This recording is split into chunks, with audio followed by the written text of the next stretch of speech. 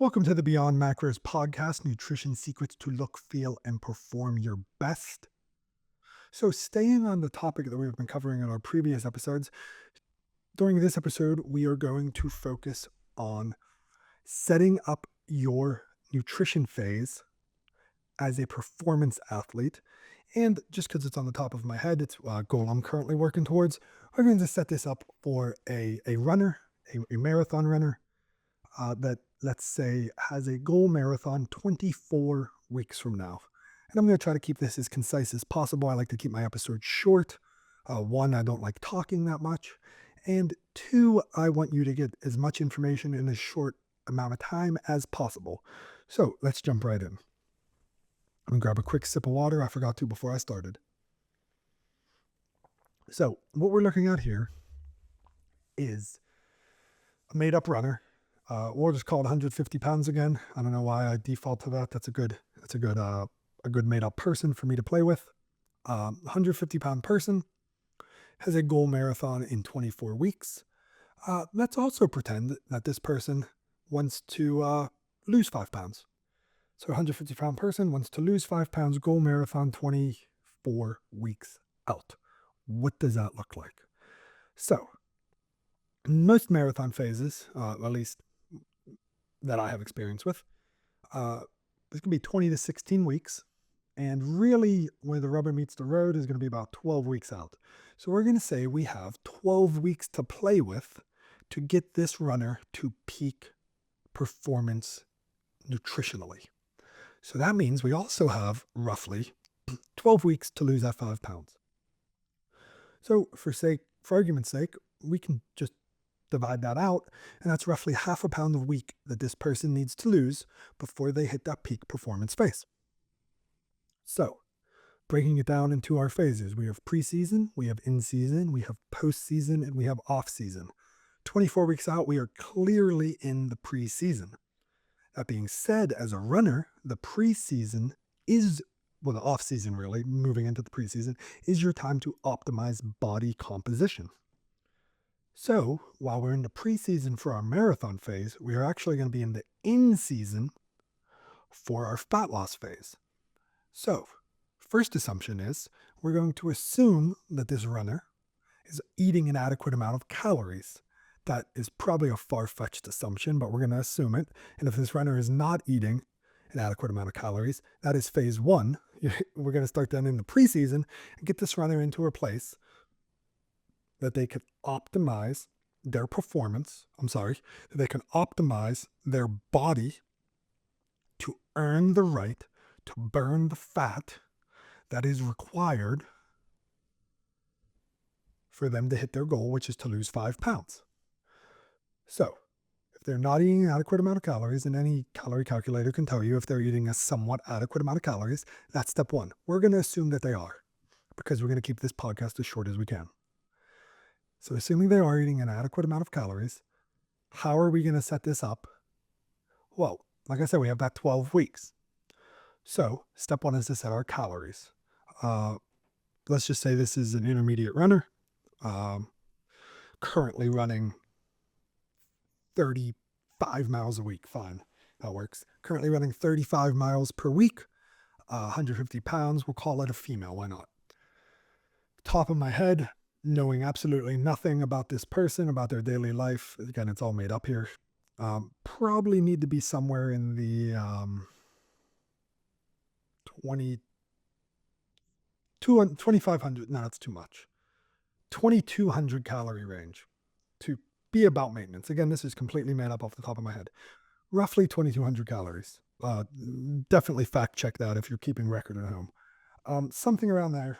So to lose that 5 pounds, again, we're getting ready to peak for a marathon. We're trying to optimize performance.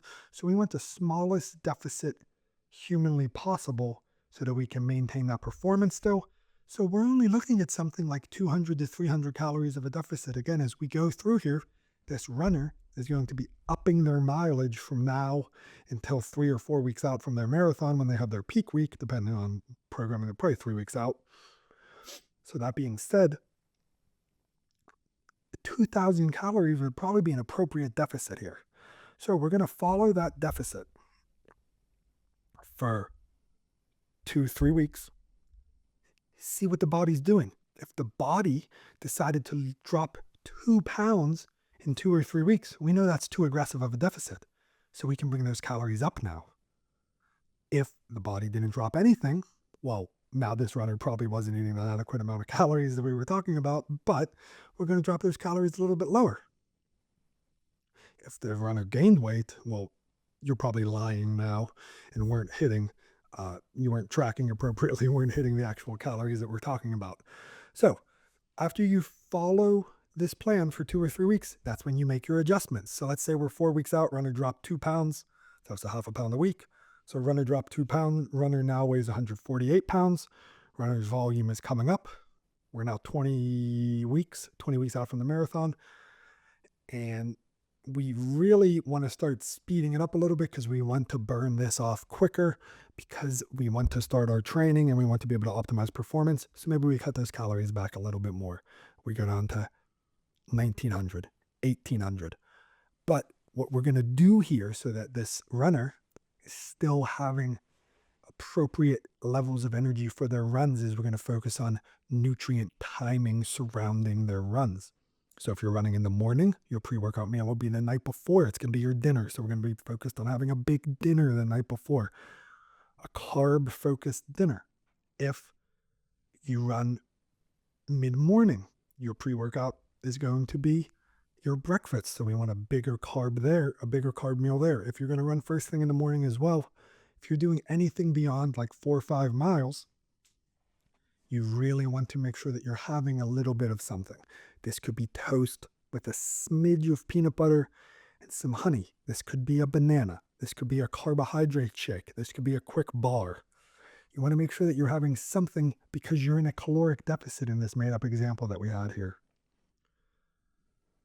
Because then you will get that little energy boost. You'll feel a little bit better and you're just having a little bit of something. So you're not going to mess up your gut, the way your gut feels. Same thing post-workout. We need to optimize our recovery. So we're going to have a little bit of protein post-workout. We're going to have carbs again post-workout to take advantage. Because glycogen synthesis, so when you run, you deplete your glycogen. So you need to increase your glycogen, refill your stores. That happens on a 20 to 24 hour basis. But post-exercise, you do have a bit of an increased uptake, so your body can take a little bit more in. So we do want to take advantage of that. So in taking advantage of that, we are going to want to have carbohydrates again post-workout. So this can be a banana. This can be another carb shake. This can be a bowl of cereal. This is a great time to have something a little less on the healthy side of things. And a little bit of protein, like I said, just 10, 15 grams of protein. If you're not working out again that day, you can up that, have a little bit more. But having that pre and post-workout window, that's going to help you take advantage while still being in that caloric deficit. Now, let's say this runner progresses through. Okay, bang, we lost this weight. Now we're into the peak phase. And if you stayed with me this long and you didn't have fat loss goals, this is where your optimization comes into play. So, okay, bam, we're 16 weeks out now. You're at your optimal weight, or you were always at your optimal weight and you're 16 weeks out.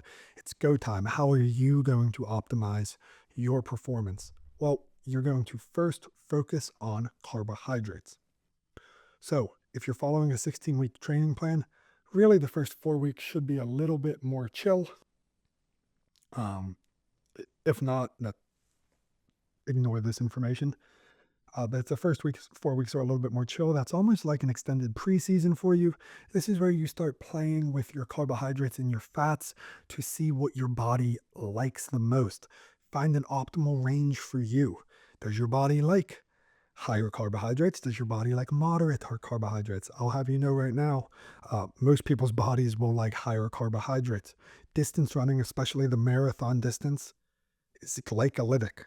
And what I mean by especially the marathon distances, we're not getting beyond that. We're not going to the ultra marathon distance here. So from a performance perspective, your body prefers carbohydrates.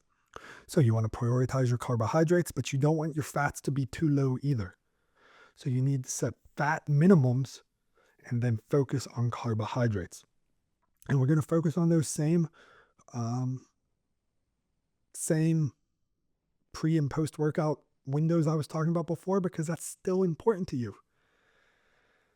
And then we're going to progress all the way through in this fashion, playing with how much carbohydrates our body can intake. The more carbs you can give your body, the better your body will perform in turn, so long as you don't upset your gut health. So give your body as much carbohydrates as it can take without upsetting your gut. From a protein perspective, most runners, just runners, if all you do is run, you really don't need more than 0.7 grams of protein per pound of body weight. If you run and you lift weights, now you can start talking about more. Elite runners, higher level runners, 70 plus miles per week, and with very little strength training or injury prevention based strength training, we can even go to 0.6 or even 0.5 grams per pound of body weight. But when we start getting down in that range, now we're not even really having enough protein to support recovery. So that's how you're going to split that up there and focus on protein as well, while optimizing carbohydrates. So I'll go more into depth on this. I kind of just wanted to get you into that diet setup phase here, mentioning the important aspects. So please make sure you subscribe for future episodes where I'll go in more details on these phases. So again, that was the preseason and the beginning phases of the in season.